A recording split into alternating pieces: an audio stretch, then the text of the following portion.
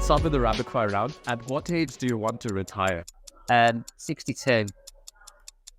How long does it take you to get ready in the mornings? About half an hour. The most embarrassing moment of your life? Oh, I can't think about the top of my head, to be honest. There's too many. Favorite color? It's purple. What time of day are you most inspired? Between 7 a.m. and 10 a.m. How many hours of sleep can you survive on? 5.5, 6. Fill in the blank. An upcoming technology trend is blank. Oh, generative AI is intriguing. The city in which the best kiss of your life happened. London. The biggest mistake of your career. Not during the army early. How do you relax? I go to the gym. How many cups of coffee do you drink per day? None. A habit of yours that you hate. Energy drinks. The most valuable skill you've learned in life. Empathy and communication. Your favorite Netflix show. At the moment, Manifest. One-word description of your leadership style. Inclusive. Coffee or tea to kickstart your Tea. top priority in your daily schedule. Organization. Ideal vacation spot for relaxation. The Caribbean. Key factor for maintaining a work-life balance. My children. Well, that's the end of the rapid fire round. Let's go on to the longer questions, which you can answer with as much time and ease as you like. The first one is, what key insights do you plan to share at Beaver Tech regarding AI-powered social listening and its transformative potential for businesses, data intelligence strategies? Great question. So, during our speech, we're going to talk about how we can use AI to better detect risks. Yeah. So, one of the big things with risk is you can't avoid risk, but you can prepare for risks. And so, using artificial intelligence and a number of functionalities, you're able to identify things before they become a real relevant risk. And so in doing that, you're prepared to mitigate, act, and respond. So how do you see AI and data intelligence then shaping the future landscape of decision-making itself and decision-making processes for businesses, particularly in the realm of risk advisory and intelligence services? So I think as the world's transformed over the last number of decades, we're more interconnected.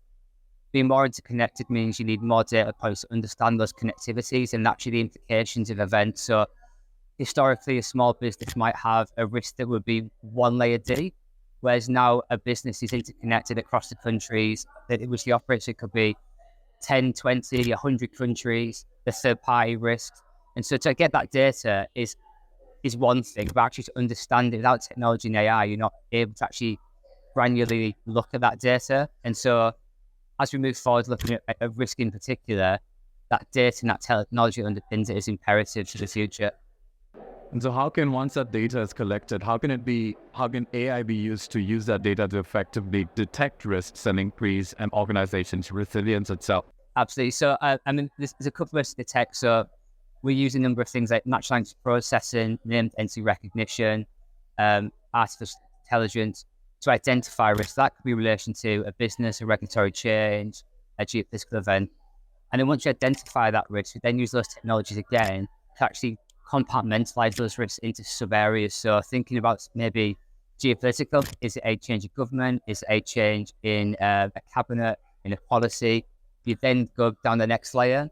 We then overlay humans in that loop. With machine learning, what the humans are interacting that data with, it becomes smarter over time. So the AI learns with the ML that actually what's relevant, what's not relevant to an individual organization. And so that process of learning technology, that human interface always at the forefront of it, means that we can actually mitigate those risks and create that resiliency in a business. So besides human interface, are there any other ways that Deloitte ensures the accuracy and reliability of data-driven risk assessments, especially considering the dynamic nature of threats in today's business environment? Yes, I think one thing we always do with all of our data is actually we do like what we call a capture rate assessment, so understanding how accurate our data collection is. So it's great getting lots of data in, but actually, is it relevant to what you're looking at? Is it accurate to what it needs to be? And is anything missed? And so doing that analysis with technology, but also that that repetitive nature, that so thinking about, say, a regulatory change, has the data collected against every regulator, against every regulation, and just validating that with technology to make sure it's accurate. And that is a real key component of what we try and do to make sure that what we are delivering is relevant and timely and accurate. And what about making critical business decisions? How does Deloitte use data to inform business decisions for their clients? Yeah, I mean, good question. So I think there's a big difference between data and intelligence. So data is the collection of data points and understanding what that is. But intelligence is the synthesization of that data into relevant decision-making, informative pieces of intelligence. So that could be layering in different data feeds. It could be combining data feeds, understanding trends, volume, sentiment. And that is really the difference that we try to impose within our data sets that we deliver to clients. So it's not looking at mass data. They get the relevant data that has been synthesized for their decision making, and then they're informed when they do that. So given the mass amount of data that is available in general, how does Deloitte ensure data privacy and security while leveraging data analytics to provide these value-added services? Yeah, and a great question. So we've got a very robust security system within the firm. So everything is tested. We go through GTM accreditation, all of our ISO 27001. So everything is rigorously checked. We then compartmentalize the teams that are using that data as well. So it's on a need-to-know basis. So everything is stored securely on the cloud and within the environment of each team. And then within those teams, each client gets their own client space as well. So there's no interference or cross-sharing of that data amongst clients and outside the team that need to see it. So let's go into a more fun question.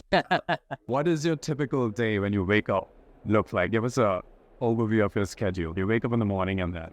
So I spend 2 hours doing emails while feeding the kids in the morning before work starts. And then generally my day is interacting with clients, understanding their problems and how we can best help them, and then positioning our team to go do that. So that's working with our tech teams to our collection and understand the requirements from a data perspective, work with our delivery teams to actually take that data, synthesize it and create those outputs for our clients. And then just that loops back around, and that not necessarily sequential. It could be little bits here and there, but ultimately the forefront, everything we do is the client's concerns and making sure what we deliver them is the highest standard. So how much of this time is usually taken up with meetings? Far too much. I'd say probably like 6-7 hours a day. So in the role that I do, it's very much in that business development and client relationship space. So it takes up most of my time. Luckily, I've got some very capable people in the team that do the delivery and technology. And what advice would you have for job seekers looking to get into this field? Great question. I think the biggest thing that we look for isn't necessarily a particular skill set. It's the willingness to learn and the openness to approaches and that diverse nature of Deloitte. So quite often, if you look at job descriptions in Deloitte, it'll list a whole bunch of things, but fundamentally it's communication, the ability to learn, and the willingness to learn above all else.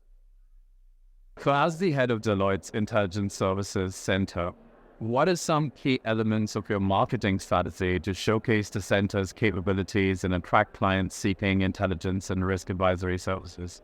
Yeah, great question. So a big part of what we try to do is eminence around our products. So we have a central marketing team that look at different products that we offer clients, and we do campaigns around that. So that's attending events like today. It's going to networking events that are held by others that are very specific to a use case, be it around compliance or third parties, and then creating that brand eminence through LinkedIn primarily, and how we communicate our thoughts and feelings and actually express knowledge in the sector to our clients and interact with them in that way. And that's shown some great traction over the last couple of years in doing that. So in an increasingly competitive market like we have today, what innovative tactics or channels do you utilize besides LinkedIn to differentiate Deloitte's Intelligence Service Center and position it as a trusted partner for clients seeking strategic intelligence solutions? Yeah, one thing we've really started to do recently is partner with smaller startups and smaller tech companies. So how we can use what we have within our team to influence and support their development, or conversely using their new technologies to actually influence what we do, so working together and collaboratively. And that is one of the reasons why I'm here today with one of our key partners, Digimind. So how we work together to create products for our clients is really part of how we grow that confidence. So we heard that you were a finalist at the Dataminr Innovation Challenge 2024. What innovative ideas or approaches have you and your team developed, and how do you believe they can contribute to addressing pressing challenges in the intelligence and risk advisory sector? Yeah, so we got to the final our product called Intelligence as a Service.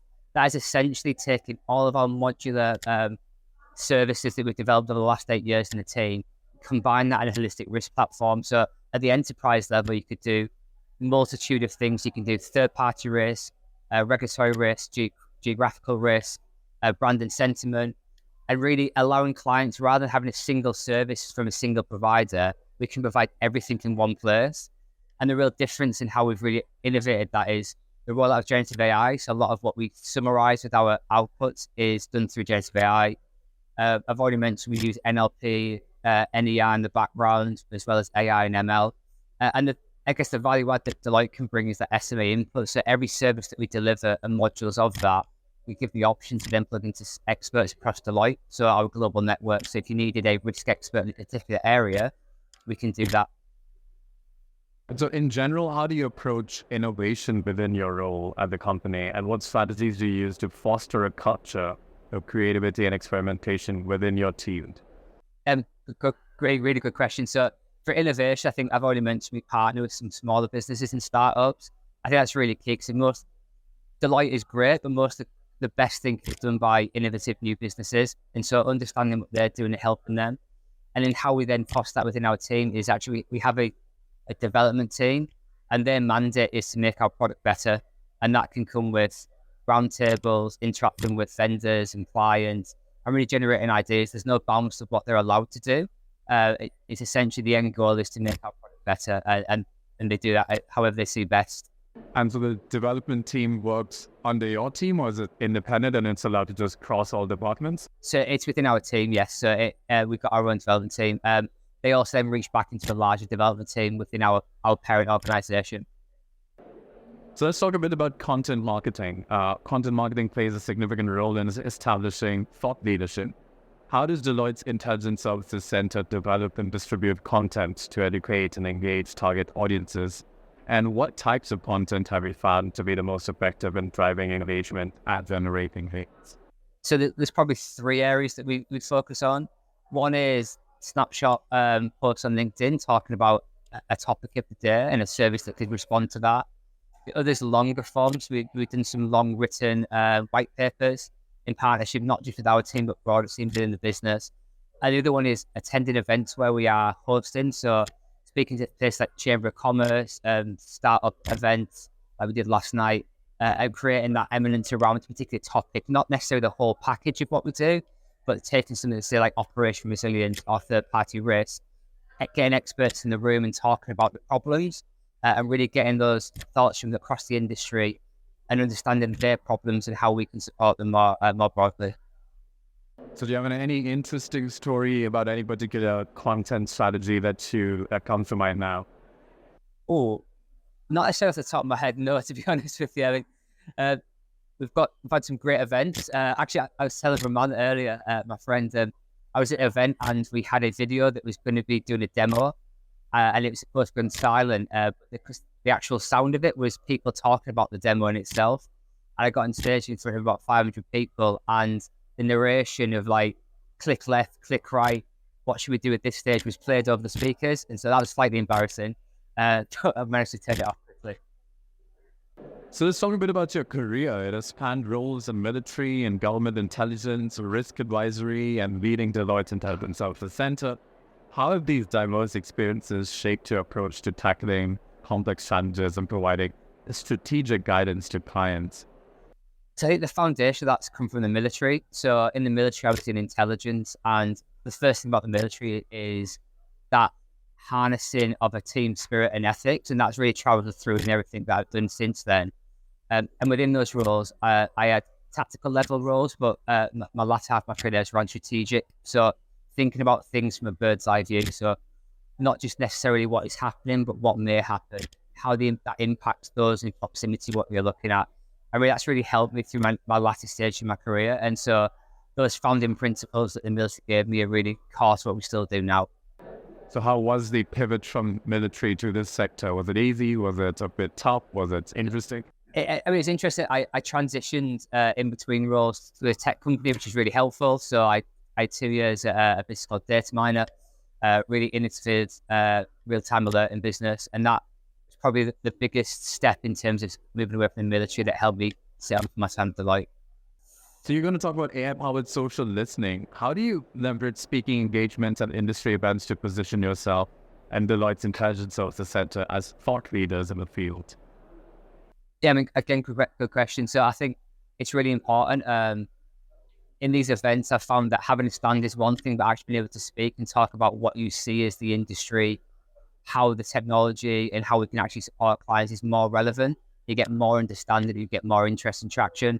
I think this week alone, I've had like 300 LinkedIn requests off the back of just the tech advertising the session we've got today. So it's really great for evidence building. Well, so the last question for you is of a personal kind. What would you be doing in your life if not this? Look, I'd probably start my own business if I'm honest. If I was at Deloitte, it's something that I've thought of, but I've got a great role at Deloitte, and so that's not on the cards at the moment.